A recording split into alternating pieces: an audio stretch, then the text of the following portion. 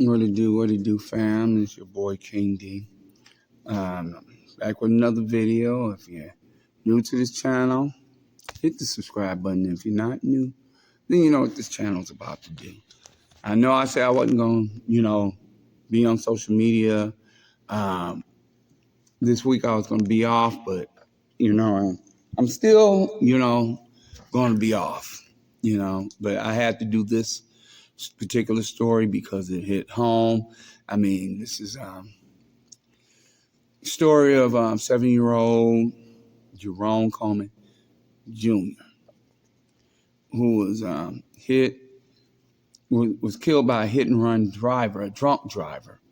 I'm gonna let you see the video and then we come back. Say a Roseville man has been charged after he allegedly left the scene of a deadly crash on Saturday. Gio Vici talked with the family of the 7-year-old boy who was killed in that crash. He joins us from 7 Mile and Mound with more on this heartbreaking story. As you can only imagine, this family is absolutely devastated. A 7-year-old boy loses his life. His 5-year-old sister is listed in critical condition. 2 other siblings just released from the hospital. Police say it's all because 30-year-old Ahmed Jada decided to drive drunk and crash into their vehicle Saturday afternoon here in the corner of 7 Mile and Mound. Meanwhile, the family says they will stop at nothing until this man is held responsible and spends the rest of his life behind bars. It's traumatized us. It literally broke us.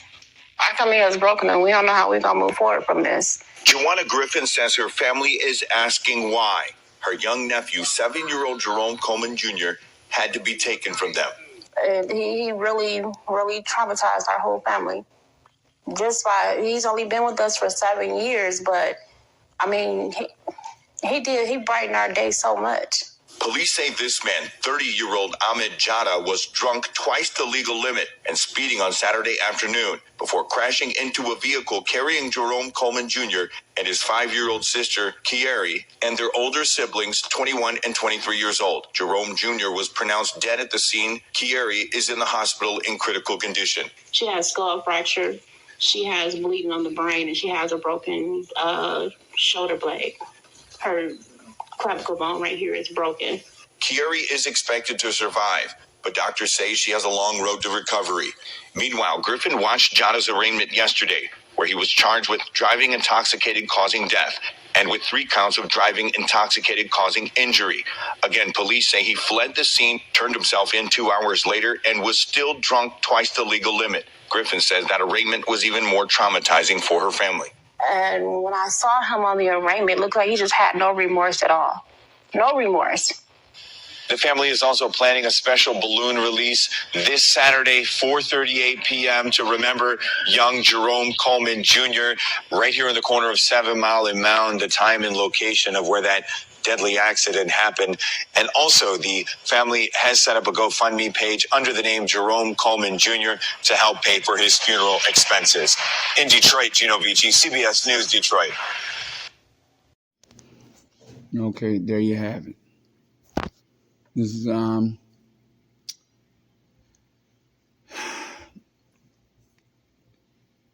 Jerome, Jr., Coleman Jr. struck and killed. Now we gotta pray for this family, and I know, this family, personally, the Murray family, and Joanna Griffin. That was her nephew, her twin sister's son. And I spoke with her this morning, and we got arrangements and everything. I'm gonna, plan on popping in, for the viewing or so. But like I said, this happened literally around the corner from me on 7 Mile and Mound. And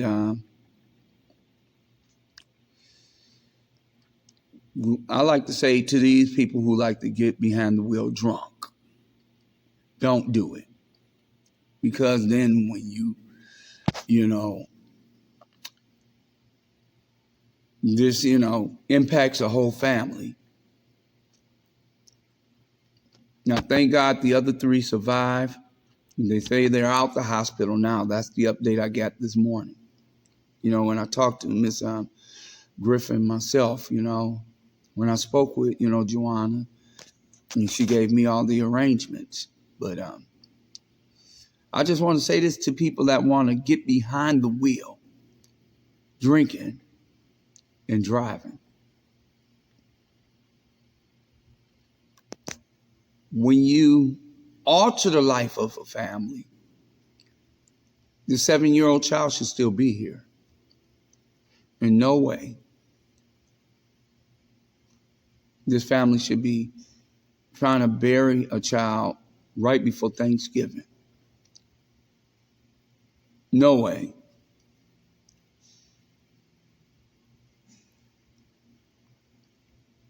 You know, if you're going to get behind the wheel drunk, or if you're going to, you know, drink, don't drive. You know, shouldn't be drinking at all anyway. But if you're going to drink, don't get behind that wheel. Have a designated driver. You do that, you're being selfish. That makes you a monster because of the fact that you don't care. You don't care about a life, this baby's life that was taken.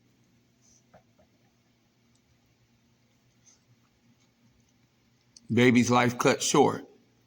A hurting family. Talking to her this morning, I could hear the hurt in her heart. So pray for that family, please, you know.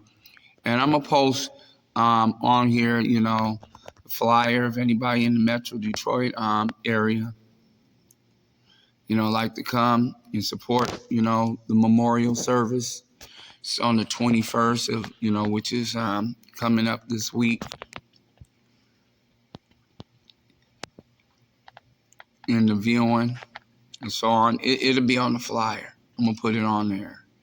You know, it's a heartbreaking story, but like I said, it's got to be told. And something got to be done about drunk driving because it's senseless. When you get behind the wheel drunk, like I said, you kill, not only put yourself in danger, but you put others in danger. Just like this baby's not here. Now, his sister, you know, they say the bleeding on the brain is not as, you know, it's small, thank God. And she's on the road to recovery. But it's going to take some time for her to recover. And then the other two adult siblings, they survive as well. But Jerome is not here. I mean, you just took a life. Man, you know, what happens to you now, what charges, you got to face it. You got to face it because you know what?